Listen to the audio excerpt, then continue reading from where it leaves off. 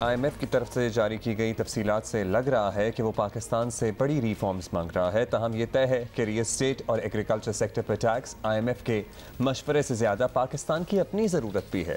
हुकूमत को आमदन बढ़ाने के लिए टैक्सेस में इजाफा तो करना ही होगा, लेकिन IMF समझता है कि अंडर टैक्स सेक्टर्स पर ज़्यादा तवज्जो देनी होगी और हुकूमत ने भी इत्तफाक किया है कि बिजली गैस की कीमतों में इजाफा होगा और हर तरह की टैक्स छूट ख़त्म कर दी जाएगी। और इसका साफ मतलब यही है कि महंगाई की शरह अगर बढ़ी ना भी तो कम तो हरगिज़ नहीं होगी और पहले ही हैंड टू माउथ रहने वाले आवाम शायद मज़ीद बोझ उठाने पर मजबूर रहें या फिर उन्हें क्या हम कहें तैयार रहना पड़ेगा। रहना क्या पड़ेगा वो तो हमें नज़र ही आ रहा है कि क्या हो रहा है। माहिर मईशत वज़ारत ख़जाना के साबिक़ मुशीर डॉक्टर खाकान नजीब हमारे साथ हैं। डॉक्टर खाकान, पहले तो एक बात बिल्कुल बुनियादी सादा सी बात है जो आप हमें समझा सकते हैं। IMF डील की जो शराइत हैं वो सख्त हैं, वी नो दैट। मईशत तो शायद ठीक ट्रैक पर आ जाए, लेकिन महंगाई तो और भी बढ़ती नज़र आ रही है। तो क्या आम आदमी के लिए किसी भी तरह के रिलीफ का इम्कान हम बिल्कुल ख़त्म ही समझें?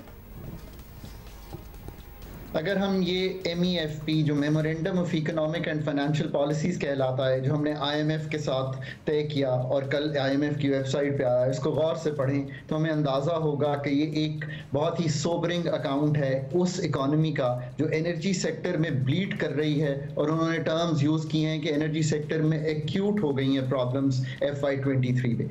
इसी तरह आप देखें तो हमारा फिस्कल सेक्टर और सबसे ज़्यादा जो चैलेंज्ड है वो ऑफ कोर्स हमारा एक्सटर्नल सेक्टर है। हमें 28 अरब डॉलर से ज़्यादा रकूम जमा करनी है अगले साल में। ये पूरे MEFP को देख के मुझे ये बहुत ही तशवीश से कहना पड़ता है कि अगले साल भी जो महंगाई की शरह उन्होंने सोची है वो सोच रहे हैं, बल्कि मॉडल कर रहे हैं, तो वो 26% के करीब है। यानी कि कीमतों का बढ़ना यहाँ से 26% है। अभी हम जो FY23 ख़त्म करके आ रहे हैं, ये हम ख़त्म करके आ रहे हैं तकरीबन 29-30% से। ये किसी भी तौर पे एक आम क्या एक ख़ास इंसान के लिए भी पाकिस्तान में, यानी कि जो थोड़ा सा ज़्यादा भी कमा रहे हैं, एक बहुत ही तशवीश की बात है। अच्छा, ये बताइएगा खान साहब के IMF की जानिब से जो पाकिस्तान से हुआ मुआहिदा सामने आया, इसमें काबिल ज़िक्र चीज़ रियल एस्टेट और एग्रीकल्चर सेक्टर पर टैक्सेशन का है। ख़ास तौर पर एग्रीकल्चर सेक्टर पर टैक्स के लिए पाकिस्तान किस तरह आगे बढ़ेगा? आपको लगता है कि ये हो पाएगा? हमने बहुत दफ़ा ये गुफ्तगू की है कि पाकिस्तान के दो अंडर टैक्स्ड सेक्टर्स जो हैं उनमें एक एग्रीकल्चर है और एक रियल एस्टेट है। पर हमें इन दोनों सेक्टर्स पे काम करते हुए बहुत ही जिसे कहेंगे ध्यान रखना है उन चीज़ों का कि ये एडवर्सली अफेक्ट ना हो, यानी कि पैदावारी सलाहियत स्पेशली एग्रीकल्चर की एडवर्सली अफेक्ट ना हो।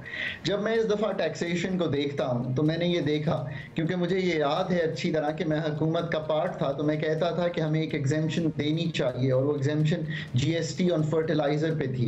ये क्यों थी? ताकि हम पैदावारी सलाहियत बढ़ा सकें और उसकी कीमत कम कर सकें।